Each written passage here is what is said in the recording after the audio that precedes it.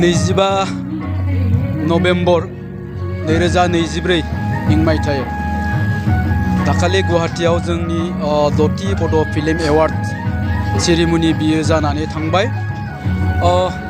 बे 6थि बड' film award सेरेमनिनि गेजेरजों जोंनि बड' सावथुन मुलुगा नेशनेल लेभेलाव मिथिजादों।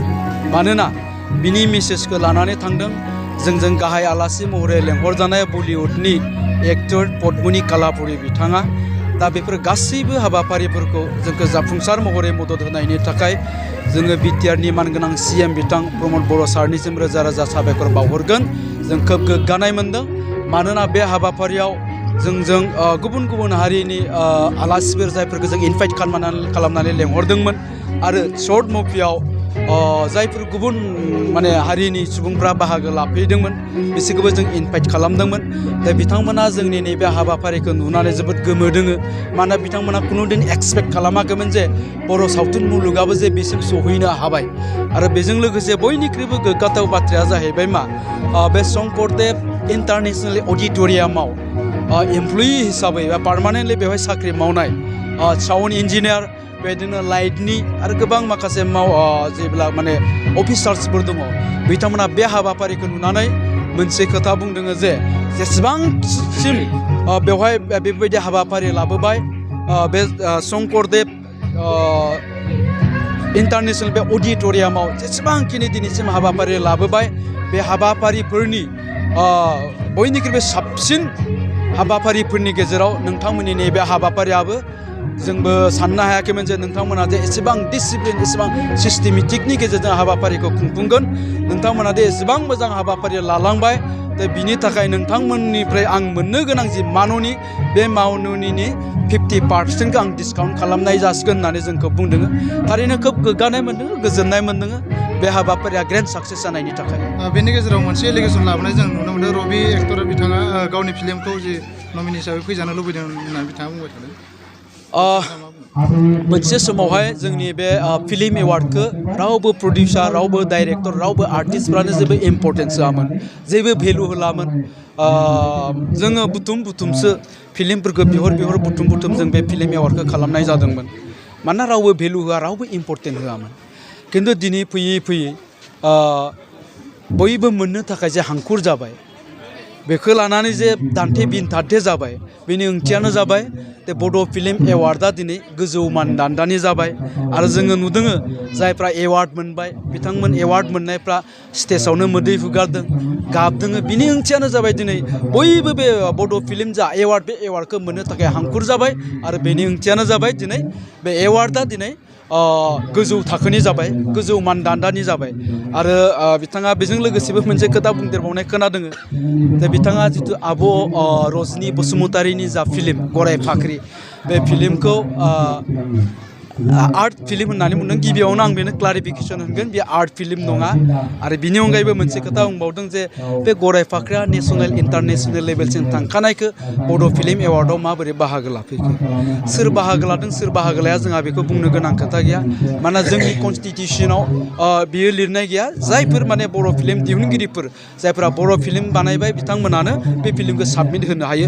आरो जों गोग्गानाय मोनदों दिनै नेशनेल लेभेल इन्टारनेशनेल लेभेलाव थांनाय फिल्माबो जे जोंनि बड' फिल्म एवार्डआव बाहागो लादों बेनिख्रुइ गोग्गाथावसिन मा बाथ्रा दं। दा आंनि मोनसे बाथ्राखौबो बुंगोन जिहेथु बिथाङा एक्सनाव बहाबा माबा गाव एवार्ड मोननांगौमोन होननानै क्लेम खालामदों। दा आङो बेखौ मोनसे बाथ्राखौ बुंगोन जे गावनिख्रुइ मोजांसिन मोनग्रा प्रिथिबियाव रावबो थानो हाया। दा आंनिख्रुइ बे फैलाखौ मोजांसिन मोनग्रा बे बुहुमाव रावबो मानसि थानाय नङा। दा थिग बेबायदिनो आंनि सोरजिनाय आंनि बुंनाय आंनि मावनाय दांनाय साननाय हनाय गासैखौबो आङो आंनिखौनो साबसिन होननानै साननानै लागोन। दा बेबायदिनो बिथां रबि नार्जारियाबो गोलाव सम गेप्सनि उनावहाय फिल्म मोनसे सोरजिदों। निस्सय बिथाङाबो सानगोन आंनियानो साबसिन आंनियानो हामसिन होननानै।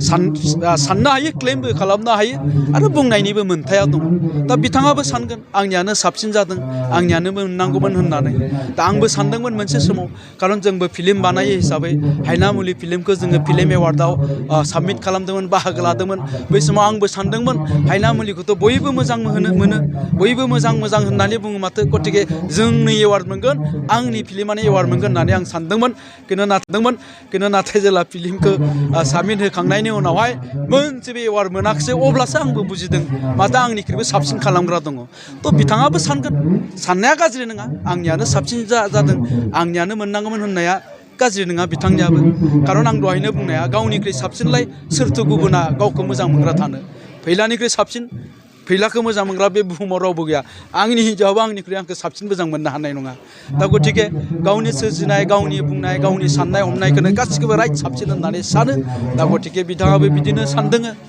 दा जियानो जा आं बेखौनो बुंगोन बुंग्रायाथ' बुंबाय थागोन नङा होमबा बोरमाया मा जायो मा जाया फाग्लाया मा बुङो मा बुङा बोरमाया थास' बिलाइखौ जायो बोरमाया थास' बिलाइजोंनो उदै बुङोब्लालाय बोरमाखौलाय मानो बादा होनो नङा होमबा सासे फाग्लाया सोरखौबा रायख्रावलाबायनानै ओंथि गैयाजासे बेजोंनो बेहा गोजोननाय मोनोब्ला बेखौलाय मानो बादा होनो फाग्लायाबो लामा थाबायनानै लामायाव जि गोलैनानै थानाय जाग्रा आदार मोनो बेखौनो जालाङो बेखौ जाना होननानै बुंनानै बादा होनायनि ओंथि गैया खारन बेखौनो जानानै बेयो थांनानै थायो गतिके बुंबाया बुंबाय थागोन जोंहा बेयाव बुंनो गोनां खोथा गैया खालि जोंहा नैबेखौल' बुंगोन जायफोर बिथांमोना बे माबायाव हाबाफारियाव बाहागो लाबाय बिथांमोनखौ साफ्रोमनिसिबो जों साबायखर बावहरगोन अबयसे आं मोनसे खोथाखौ बुंबावनांगोन बिथाङा जयन्त नार्जारिनिबो खोथा बुंदों जे जयन्त नार्जारिया गावहानो फिल्म दङ बिथाङा माबोरै जुरि बर्डनि मेम्बार जाखो होनना फार्स्ट अफ अल जयन्त नार्जारिखौ जोङो सासे बिथाङा जिहेतु एनएसडियान मानसि बिथाङा ड्रामानि जितु एकाडेमिक नलेजआ दं हिसाबै बिथांखौ जोङो जुरि बर्डजों लोगोसे सापर्टिं जुरि हिसाबैसो लाखिनाय जादों आरो गुबै बाथ्राया जाहैबाय मा बे फिल्म एवार्डआव गासै मोन 19 फिल्मफ्रा बाहागो लादोंमोन बे मोन 19 फिल्मनिनो मोनसेबो फिल्मावहाय जयन्त नार्जारिया बाहागोखौनो लायाखै बिथांनि फिल्मा दंमोन रोदाया बे फिल्म एवार्डआव बाहागोखौनो लायाखै फैला MCLA दंमोन आङो साबमिटखौनो होखायाखै खारन जोंनो जुरि बर्डआव जिहेतु जयन्त नार्जारिनि गोनांथि दं हिसाबै गतिके जुरि बर्डआव जिहेतु जयन्त नार्जारिया सापर्टिं जुरि हिसाबै थागोन हिसाबै बे फैला MCLA सावथुनखौ जोङो साबमिसनखौनो होखायाखै दा गतिके बिथांनि बेखिनिखौबो आं क्लियारिफिकेसन होबाय गोजोन्थों